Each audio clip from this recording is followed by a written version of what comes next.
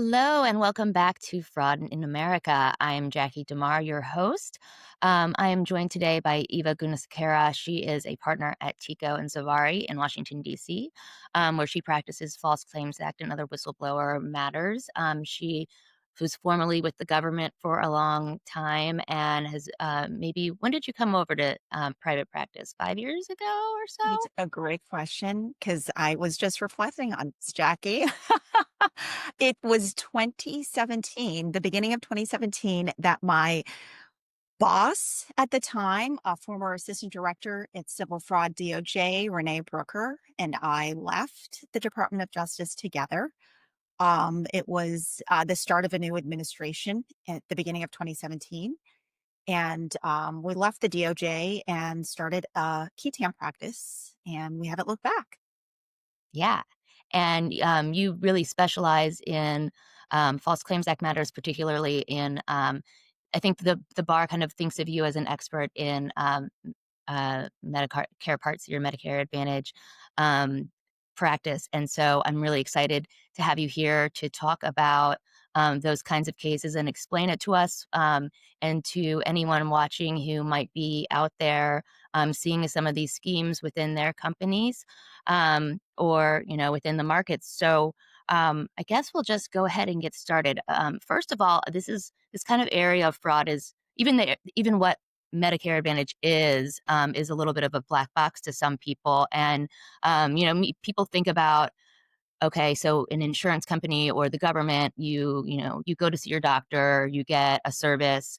The doctor then sends the bill to your insurance or to the, government insurance plan that gets paid. And that's how this works. But that's not increasingly how it works. So can you talk a little bit about how Medicare Advantage works versus that kind of typical method of insurance you would think about?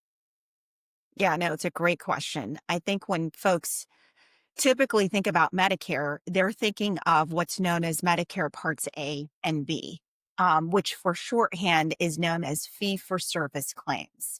Which, using your example, Jackie, if you go to the doctor for a sick visit and the doctor orders a number of different labs for you, the doctor's office will submit claims for each of those services. So for the sick visit and for the labs. And the Medicare program will pay on a fee for service basis each of the services, the healthcare services that you received. That's traditional Medicare Parts A and B. Medicare Advantage, which is also known as Medicare Part C, is paid actually on a capitated basis. So it's effectively a private plan option for government insured beneficiaries that still covers all Parts A and B services except for hospice, but it's administered by a private insurer. And the private insurer is taking government money and being paid on a capitated basis to cover your healthcare services. So, using the same example, if you got paid, if you got insured $1,000 a month under Medicare Advantage, where it's this one block capitated payment, where the Medicare program says, we're going to pay $1,000 for all your healthcare services. That sick visit and those lab visits would just be deducted from that $1,000. And then whatever's left over is what you would have to pay for the rest of the healthcare services that you received that month.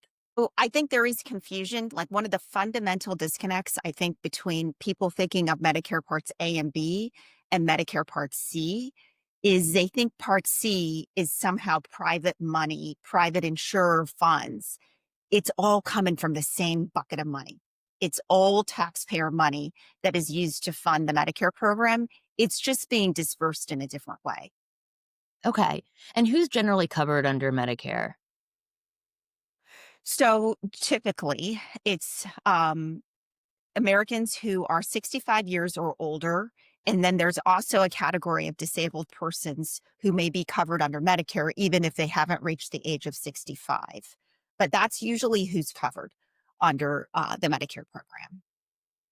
And as I mentioned earlier, this is a growing area of the law because it's a growing area of how we're paying for medical services in this country. So, can you talk a little bit about how enrollment's been growing and what that looks like as opposed to the regular traditional fee for service? Yes. So the Medicare program just generally is covering and insuring more and more elderly Americans, just as a matter of course. When you divide it up, what we're seeing is that more 65-year or older beneficiaries are now covered under the Part C Medicare Advantage program than under traditional Medicare Parts A and B. And we're talking like 55% or greater. What's really fascinating, and I think this is a lesser known fact, but still very important in our space, is that the Medicaid program, which is intended to cover a lower income population of both adults and children, actually has even more persons covered under managed care, private insurer administration. It's 80% or Oh, wow. greater. And so we sometimes forget, like, the largest healthcare insurance in the country, which I think of as Medicare and Medicaid, is mostly being run and administered by private insurers. And it's just going to continue to grow.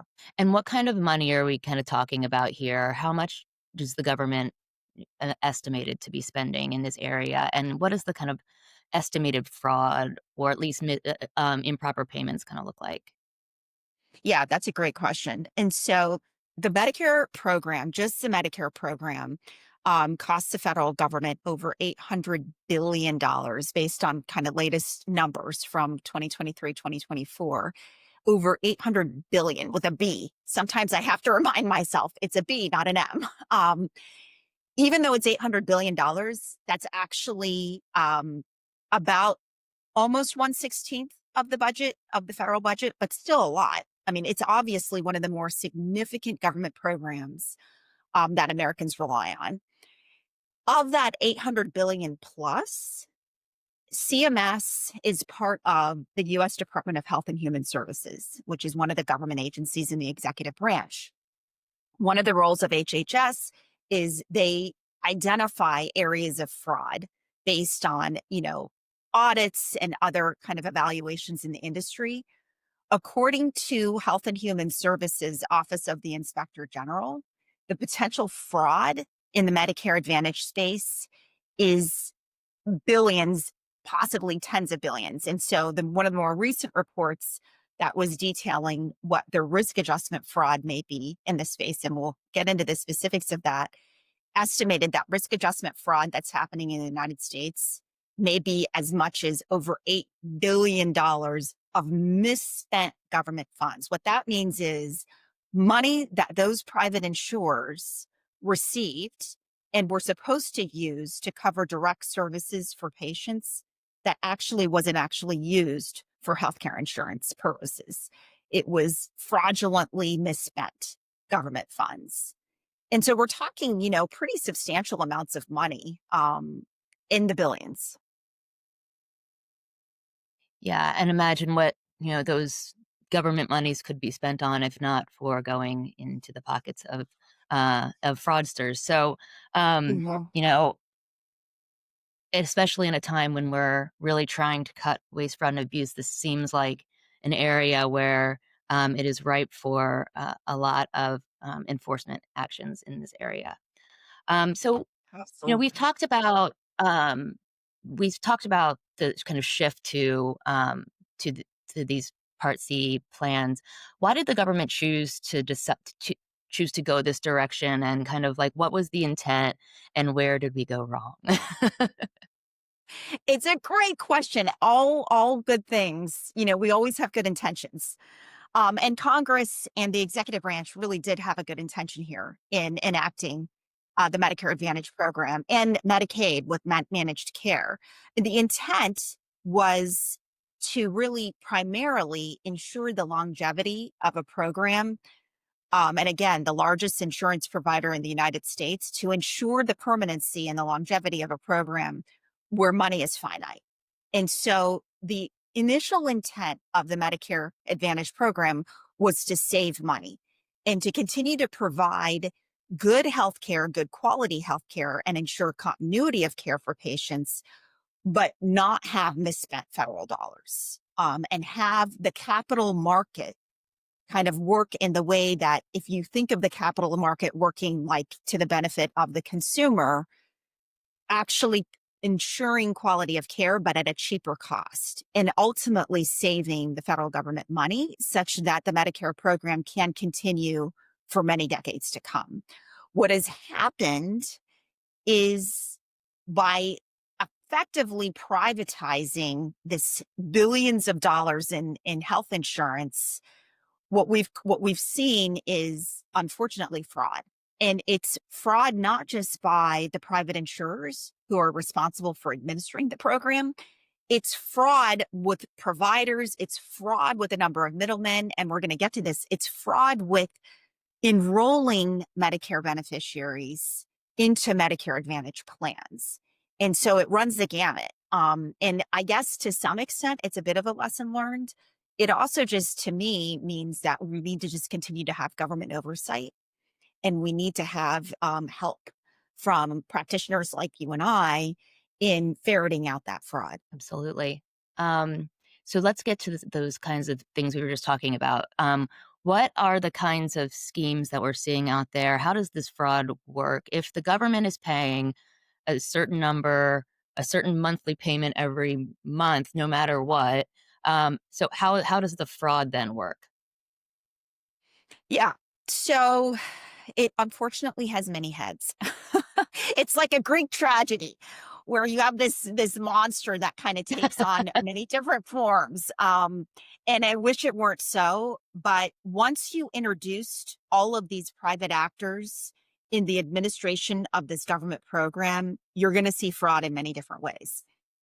So I want to address another big misconception at the outset, where there is this perception of, well, I have traditional routine healthcare fraud, let's say upcoding, where you may have gone into the doctor's office for a particular service, but then the doctor actually bills the Medicare program for a more expensive service that you actually didn't receive, or maybe you did receive it, but it wasn't medically necessary.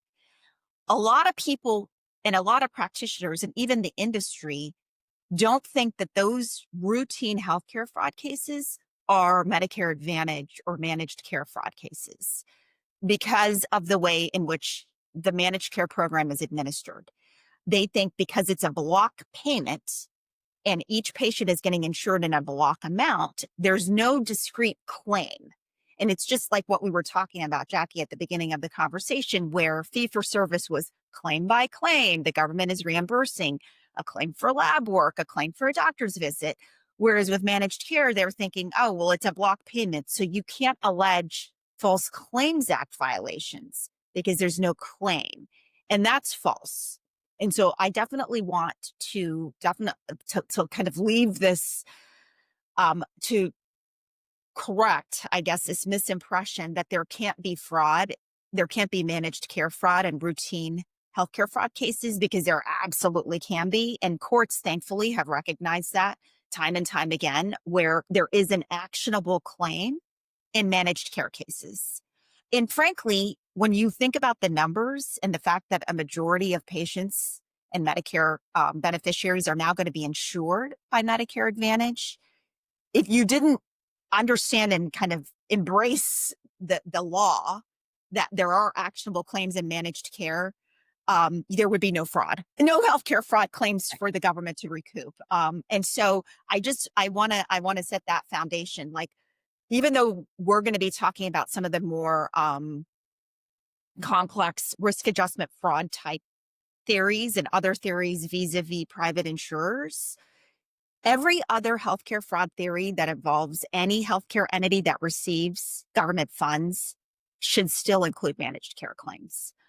And practitioners should still be alleging those claims in their cases. The government is still investigating those claims, and the industry is still paying for alleged fraud on those claims. Hmm. And actually, Jackie, Renee and my Acadia healthcare settlement is a good example of that, where actually a majority of the claims were managed care claims, but it still prompted a False Claims Act settlement and resolution because there was Yeah, fraud vis-a-vis those claims. because I'm going to kind of get to some of the like arguments of why this isn't really fraud later, but that's a good and table setting for that so we have a base understanding when we're going into kind of looking at what kinds of schemes are out there? And so you mentioned risk adjustment fraud a couple times. Can you explain a little bit more what that looks like? Because I think that's one of the more complicated kinds of frauds in this area. Yeah. No, that's a great question. And so, as we already mentioned, Medicare Advantage is paid on a capitated basis, and the way that that capitated amount, that block amount, is calculated for each patient is it's calculated based on a number of different risk factors or risk indicia. That includes certain types of demographics, like your age, if you have any disabilities. It can even include gender, depending on your other health conditions. But one of the bigger components of that risk adjustment calculation is what diseases you have. What have you been diagnosed with? And it's really common sense. If you have heart disease, diabetes, and some type of pulmonary condition, you're probably going to need more healthcare services than an elderly American that doesn't have any of that. It's really just common sense. And so what the Medicare Part C program anticipated was we're going to calculate those costs into this risk payment, this block payment for you, patient A, who has heart disease, diabetes, and some type of pulmonary condition. And we're going to say we're going to pay more for your healthcare services on a month to month Mhm. basis because you're necessarily going to need more. You're going to have to go to the cardiologist. You're going to have to go and get insulin. You're just going to have more needs than a healthy person. Because of that, and because that calculation relies on really data that's collected by the private insurer and data that is also compiled by providers that meet with the patient, there is an area for manipulation. And what we've seen and what the government has actually enforced successfully and proven successfully is that certain private insurers and intermediaries who work with those private insurers falsify or otherwise upcode the diagnoses for certain beneficiaries. And what I mean is, and this is kind of hard to wrap your mind around, but they make certain Medicare beneficiaries look sicker than they actually are. Why would they do that? That doesn't even make any sense. Like, in a lot of ways, you would be like, well, that defeats the whole purpose of the Medicare Advantage program of trying to be more efficient and provide good quality care if they're making them look sicker. They're making them look sicker because then the government gets all that data. And like the example I used before, if you have heart disease, diabetes, and all these other high risk conditions, the federal government's going to pay you more, you, the private insurer, and they're going to give you a larger amount. So before I used the example of $1,000 per month, which is actually on average about how much a Medicare patient costs the government under Medicare Advantage. For that high risk patient, we're going to give you $2,000. And we're you being the private insurer. The private insurer has falsified those diagnoses for that patient. So the private insurer knows that that patient is never going to need coverage for a cardiologist because that patient doesn't have heart disease. So what happens to that $2,000? It doesn't get spent on direct healthcare services for that patient. And instead, whatever is not spent at the end of the year per patient, the private insurer gets to keep. And why? Because the government is paying the private insurer to administer the program. And again, it was a good intent, good genesis. The government was saying to private insurers, if you could care for these patients properly with good quality care and be more efficient, you get to keep the difference. But what has happened is instead of trying to be efficient in actually furnishing direct healthcare services to patients, private insurers are inflating what the healthcare situation is for these patients. They're making them look worse and more sick, even though they're not. And they're getting paid more. And they know at the front end that they're going to get to keep the difference, right? Because they know that that patient never had heart disease. They didn't have diabetes. They weren't obese, whatever the issue may be. And so you've seen the whole industry. And I don't want to paint with too broad a brush. I know that there are good actors in every industry, just like there are good lawyers. Of course there Ooh, are, yes. all right. We're not all bad people. There are bad and good apples in every industry. And so I'm definitely not intending to paint with a broad brush, but unfortunately, the bad actors in the Medicare Advantage space make away with billions. So it's not thousands, it's not hundreds, it's billions of dollars on the backs of taxpayers and government programs that otherwise need those resources. So the risk adjustment fraud is happening really primarily with insurers and vendors that they use. And this is where you see some of these investigations where the Department of Justice files suit against um, a nursing company that's actually been hired by the private insurer to go into the Medicare beneficiary's home and do a health assessment. And the reason and the purpose for that health assessment is to actually get an accurate understanding of what that beneficiary's health status is. What ends up being used or how they use that health assessment, if they're, one of the bad actors, is they inflate everything that patient may have had. So if the patient says, yeah, I drink maybe once a week, they inflate that and make it sound like the patient is an alcoholic and couple that with diabetes. Now you have, a pretty high risk condition that would require more reimbursement, more funds from the government. And so it's not just private insurers that are engaged in this alleged fraud. It's all of these other vendors and intermediaries that are helping to gather this risk adjustment data. And it ends up just flowing all the way back up to the federal government and costing us and costing the government more money than it should have otherwise to insure these patients. So that's risk adjustment fraud in a nutshell. It Can I can ask you a take question many real different quick? forms. Mhm. So in that case you were just talking about where the vendor would go in and diagnose a patient with a higher, more risk than was actually needed. Like, what is the benefit then to the vendors? Are they getting paid on a percentage of what the the the managed care organization would get, or um, on a per case kind of basis? What does that look like? Right. Right. So yeah, that's a good question. So it I think comes in different forms. Yes, I think we've seen examples where they get paid a percentage of the reimbursement because it helps incentivize them to increase that Hmm. percentage by inflating and fraudulently diagnosing patients with disease that they don't have.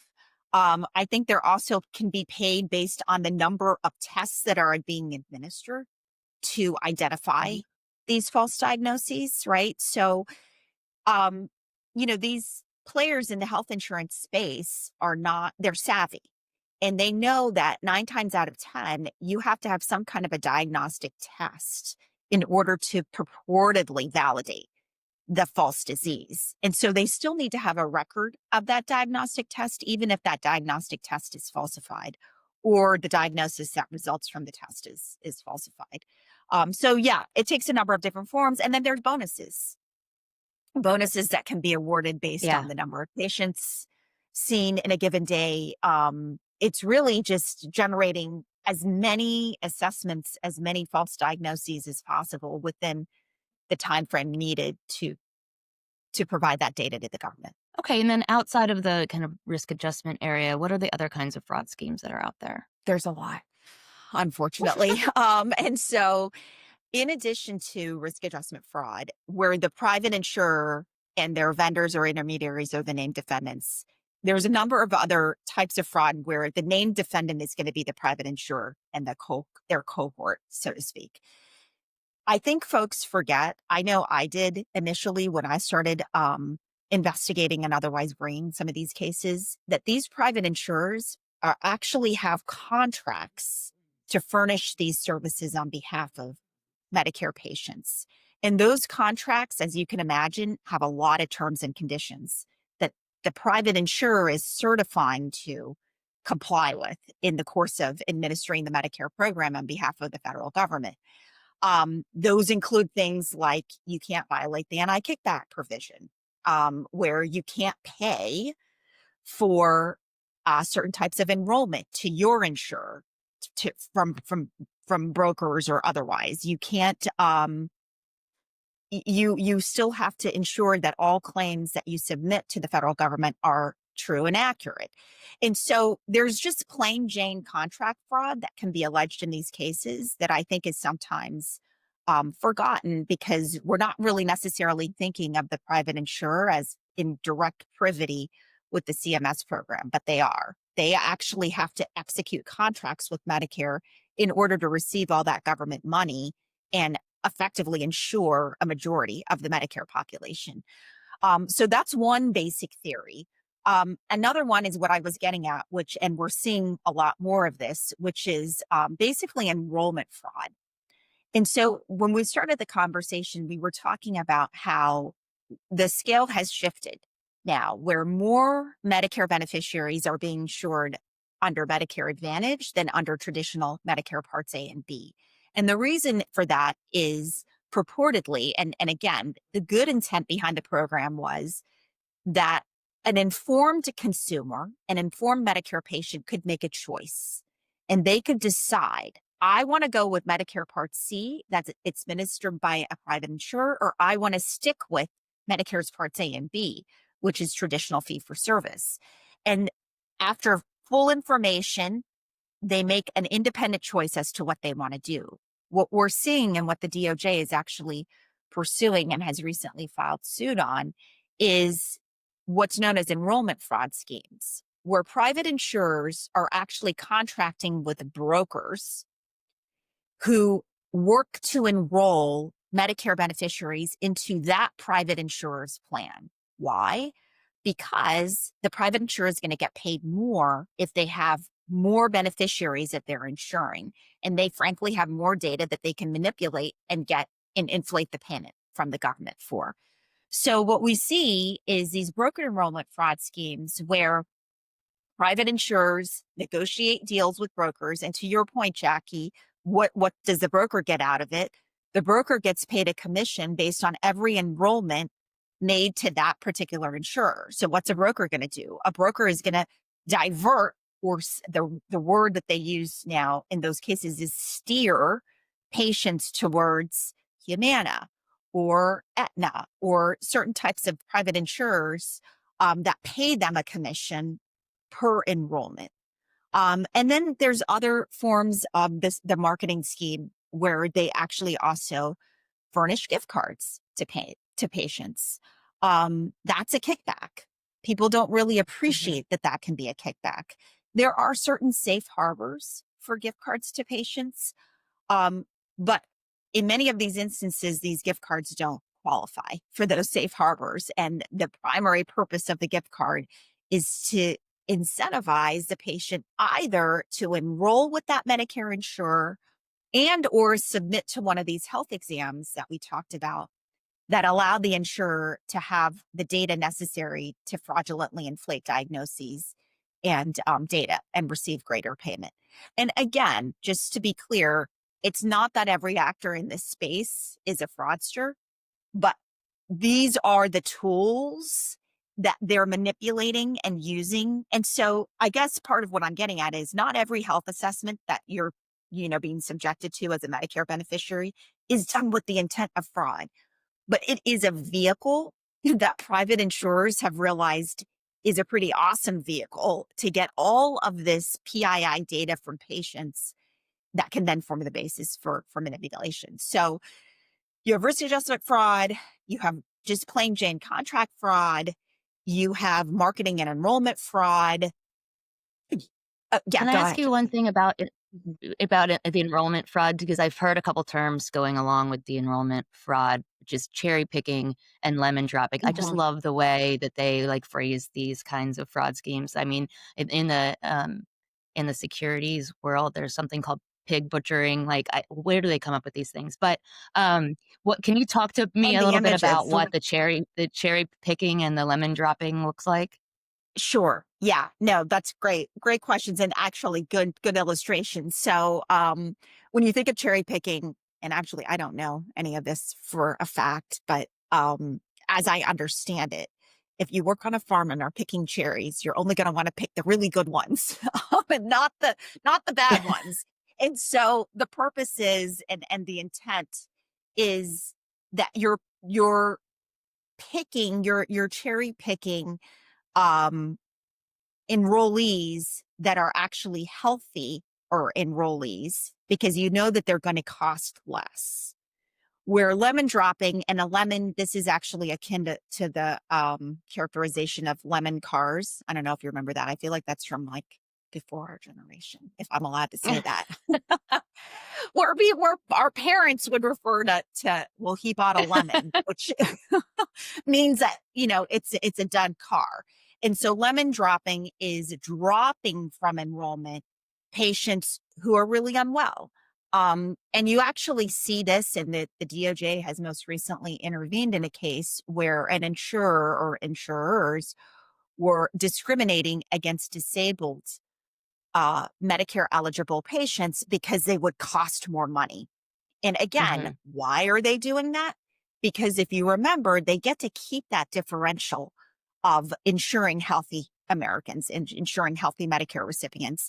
And if you're really sick, you're probably going to not only cost that $1,000 per month, but you might even cost the insurer even more money for all the healthcare services you need.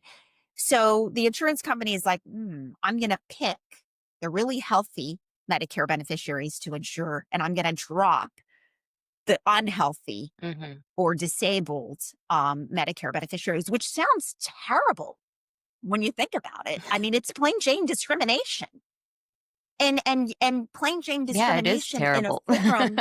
It is in a forum where you're talking about healthcare services. I mean, Medicare is the closest the United States has ever gotten to universal healthcare, right? And it's still not universal healthcare, but it's the closest for 65 years or older disabled persons to receive coverage for 80% of the cost of whatever healthcare services they need.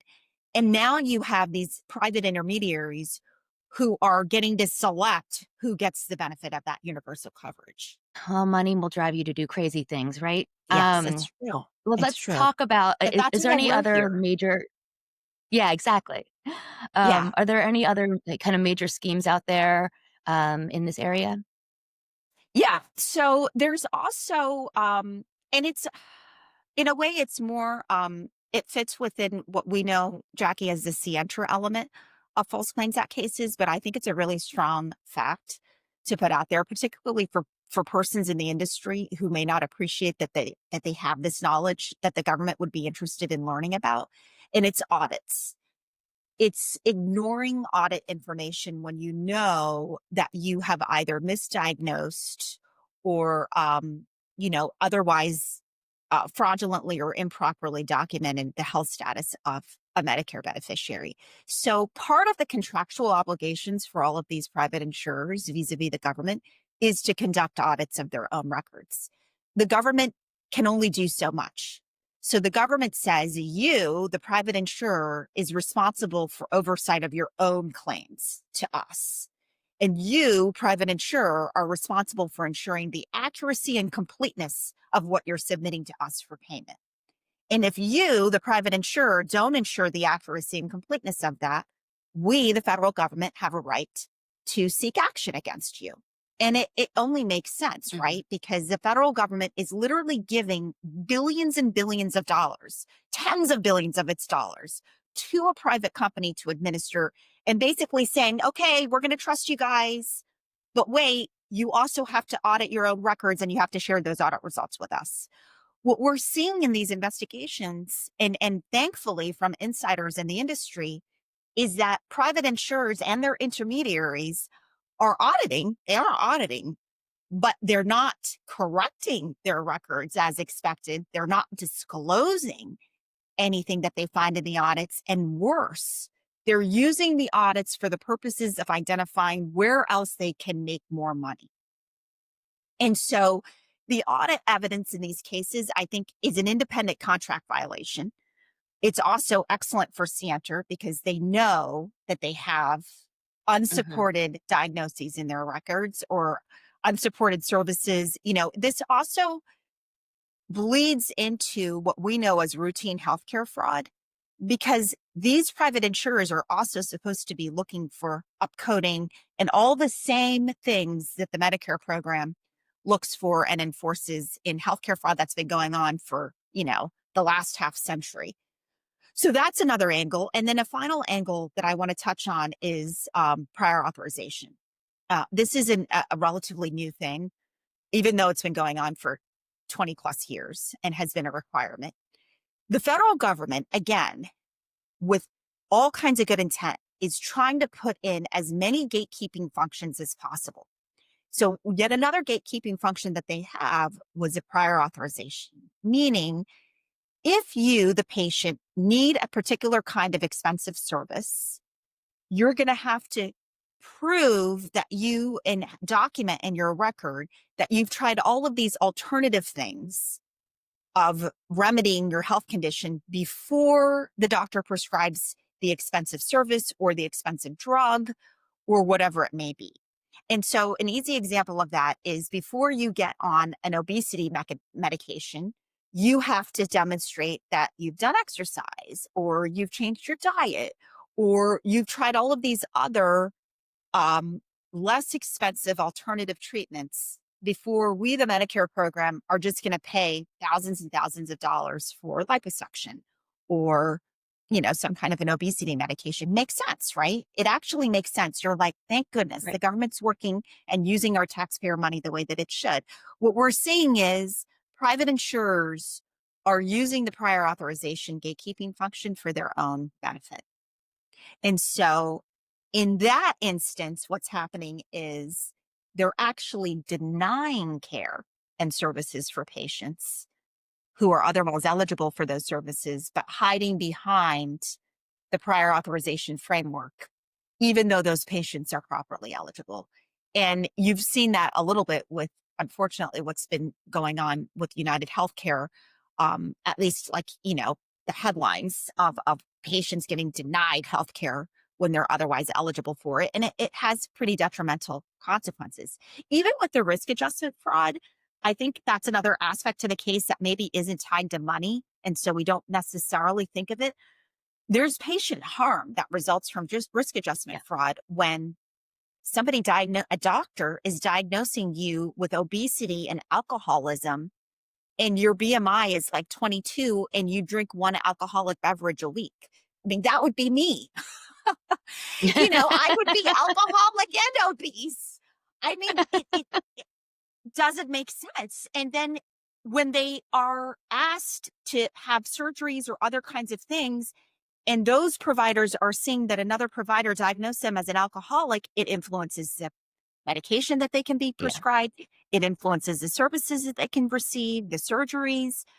It's this cascade of consequences that are not just tied to, the cost to the government and taxpayer, but a cost to the patient too. Yeah, I think it's a really good point. I mean, we were talking about fraud on the government and the taxpayers, but there's real patients involved here and real patient harm in any kind of healthcare fraud, but definitely in this area where it's growing so steadily that more and more Medicare patients are being enrolled in these plans. And so, yeah, and Yeah. I'd say the most people that are out there maybe seeing these schemes in within their companies, the reasons they're going to come forward is, they don't want to see fraud on the government and on the taxpayers, but they're seeing patients being harmed by these schemes.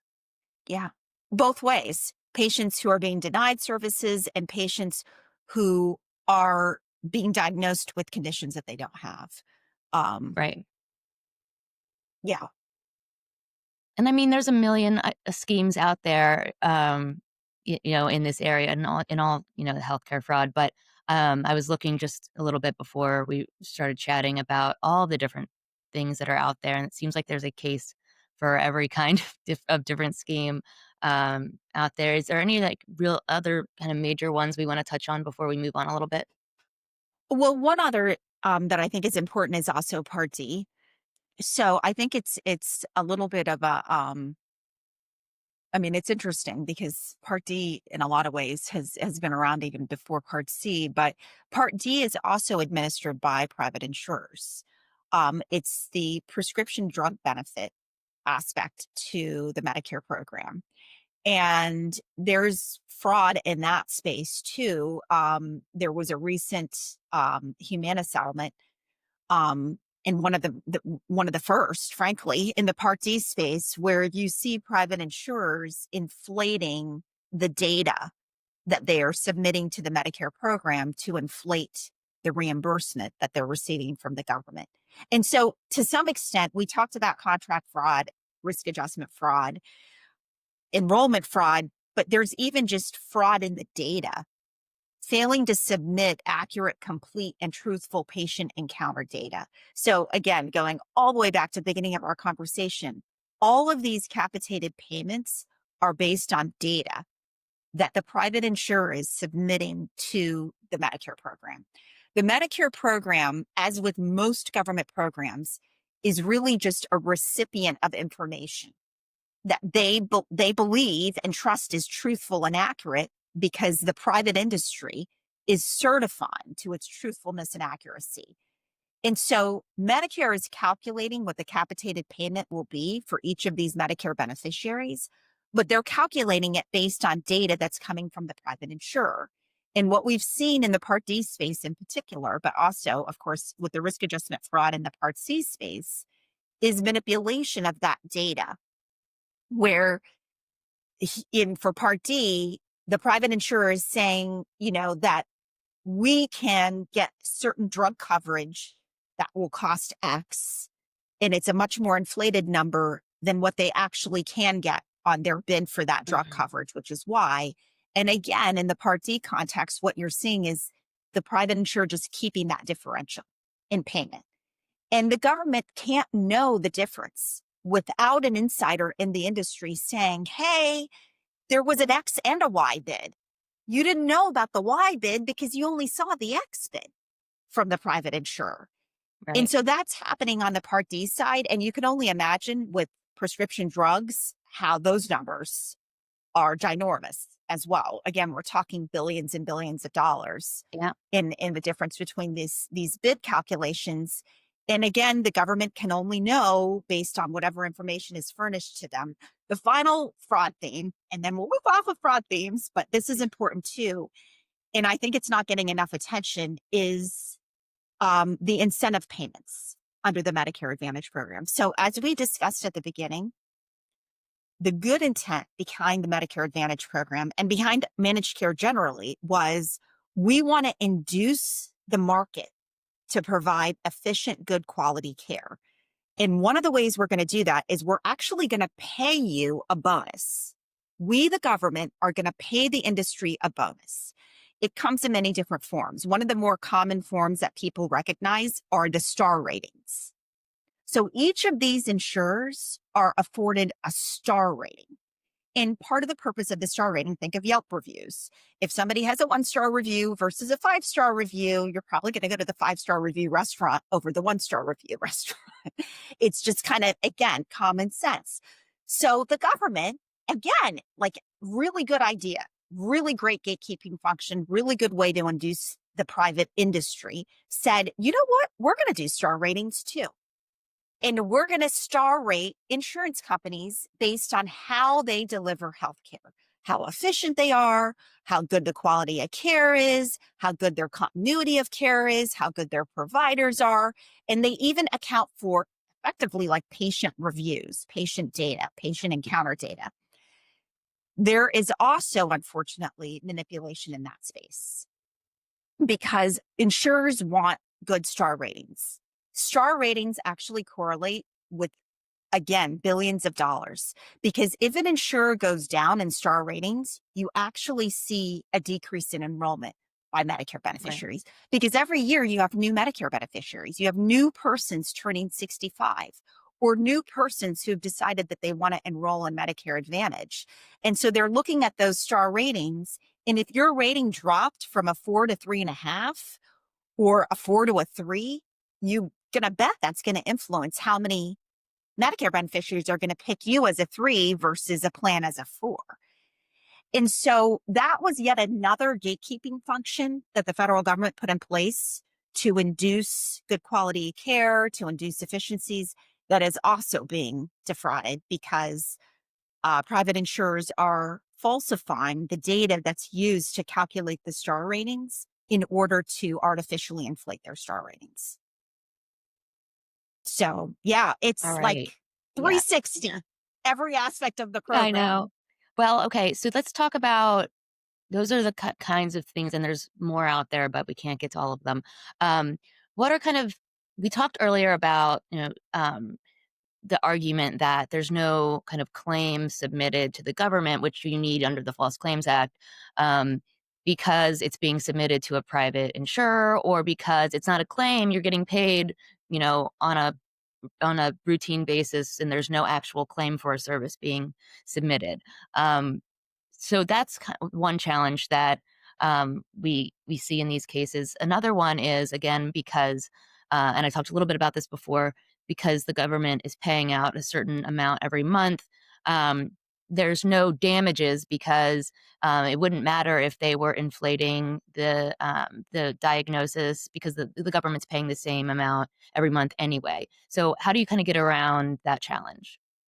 Yeah, no, great questions. So, even though there isn't the presentment necessarily of specific claims in the same way as fee for service, the claims data is what feeds into the government's calculation of the capitated payment because there's a reconciliation that's happening at the end of every year to determine. So, for that $1,000 payment for the beneficiary who had the sick visit, how much of that $1,000 did the beneficiary actually use in that month?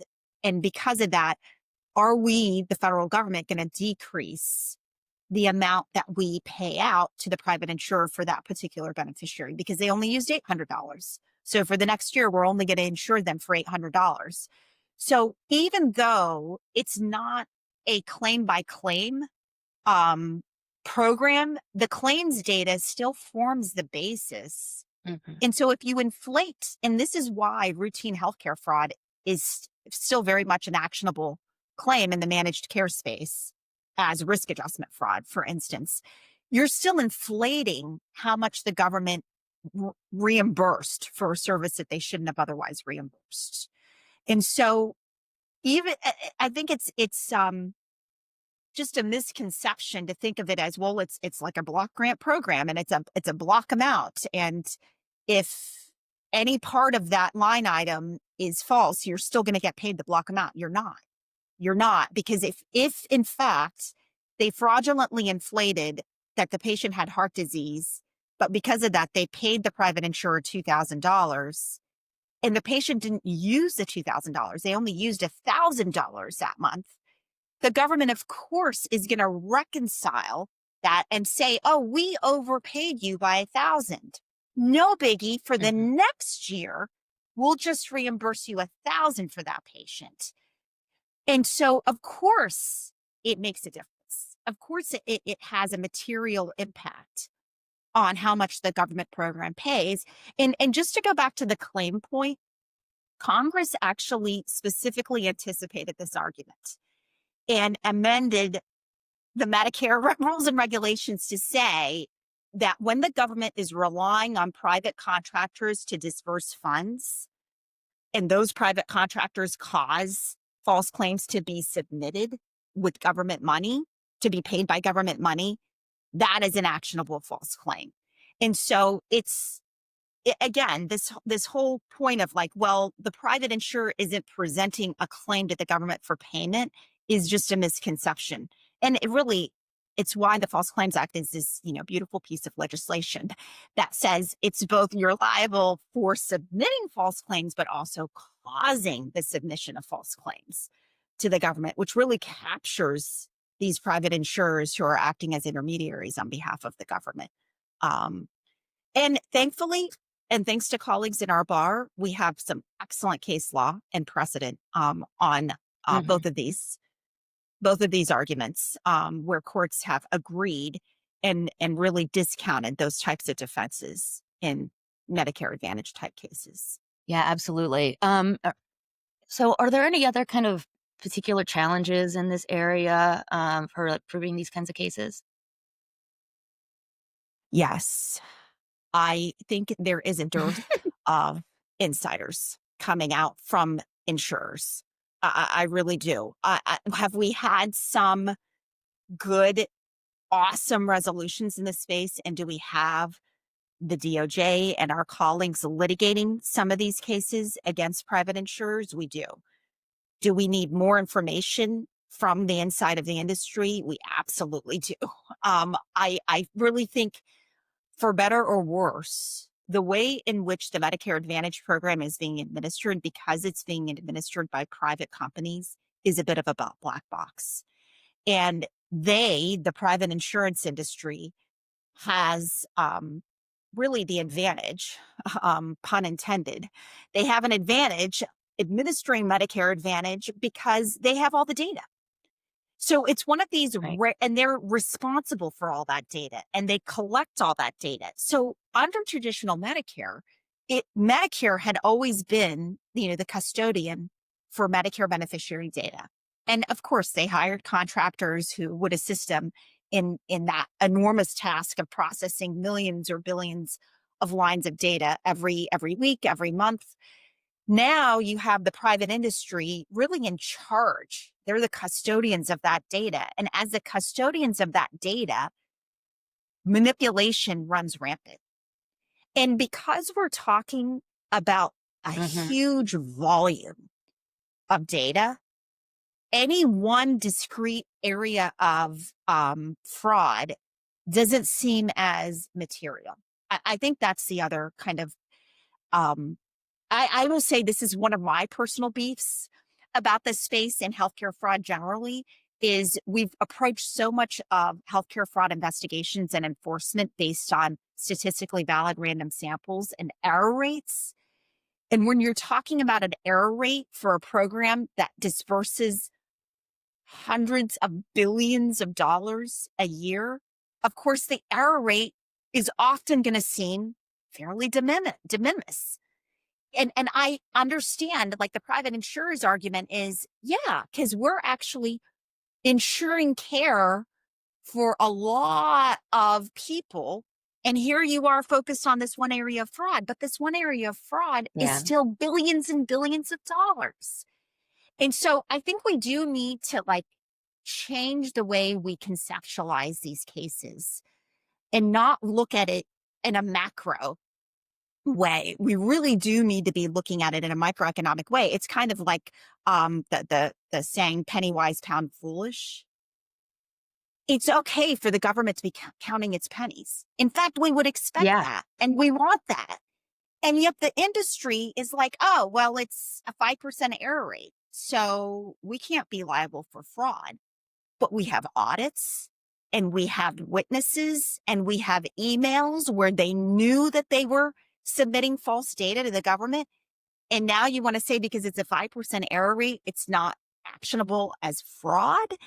It just doesn't reconcile. And I think that's one of the biggest frustrations. Again, kind of going back to another theme that we had, which is there are going to be bad actors in every industry.